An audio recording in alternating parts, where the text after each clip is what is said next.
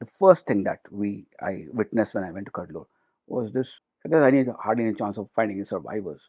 One rescuer really, he was bringing the lifeless body of a child covered in mud and muck, and I guess the father and mother, because they were crying and they're running with that man and reaching out to their child, and the man placed the body. I had two cameras, one with a wide angle, one with a telephoto lens. And I started taking all three of them for the father and mother. They were holding, crying. It's a fine emotional balance you have to have when covering these kind of things. If you get too emotional, you're not going to be productive. And it has happened to me. I forgot to shoot in some moments. If you're very, you can't be a writer, you can't be a poet. Only recalling that moment of emotion, you can become a poet. At that moment, you can't write. And if you're completely detached, what are you covering? It's a human story. So that much you have to involve yourself emotion, that you can understand what's happening, feel for it. But too much, then you are useless also.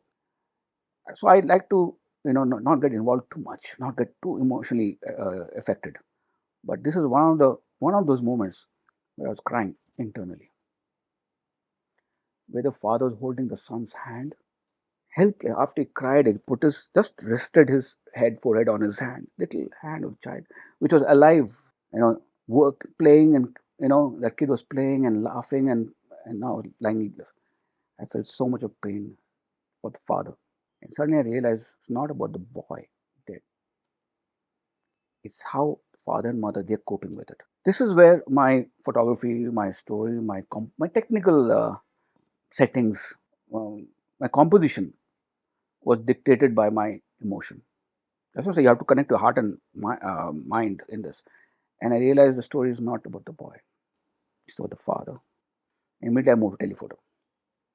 Keeping the boy there, what are you trying to prove? It could actually be counterproductive, because if next morning is published in the paper, people will not see the photograph. Most people won't be able to take the photograph of the child, which is covered in muck and all that. People will just turn the page. It will distract from the emotion of the father. So I just kept the hand and the father's face reclining on it. One more father in Kumbakonam fire accident in a school, 80 children died. And I think they were Hindus, most of it, but yet they hated fire so much they didn't want to anymore have any uh, fire. Okay. So they wanted to bury their children. Nothing to do with fire. They hated fire.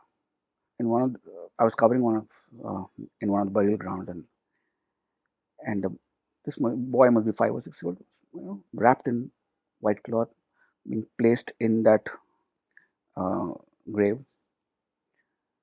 And it's a small town, right? And the father, you know, he was looking at skyward, beyond crying, the grief beyond crying, and pouring chocolates, not sweets or something, right? Normally in that town, I would expect that it would be sweets or something. That means this boy must have loved chocolates. Actually, this is one more time. I just it's so painful. Again, I'm not tears. I'm not coming, but I was crying internally. I stopped shooting. I went across the other side and held him. Others also held him. Not for him. It didn't matter to him who I am. I'm a stranger. Not for him. For myself. For my heart. I couldn't just take his grief. Just looking. He was just looking up and just putting like that. Giving his chocolates. And that photograph was published, I think, in HT or somewhere in Delhi. One of my friends and fellow photographer from an agency. He called me up early morning, 5 or 6 o'clock, and he was very emotional. Seeing he was emotional seeing the picture. See how much people relate. How everyone. He was crying almost, saying, "Mera beta bhi chocolate mangta hai is समय." When he saw that picture, his focus son is fine, but so I'm telling you, this is completely such an emotional journey. Where do you place yourself and your self glory and all that? Is if you do that, then I don't know. That's you are not more important in the story.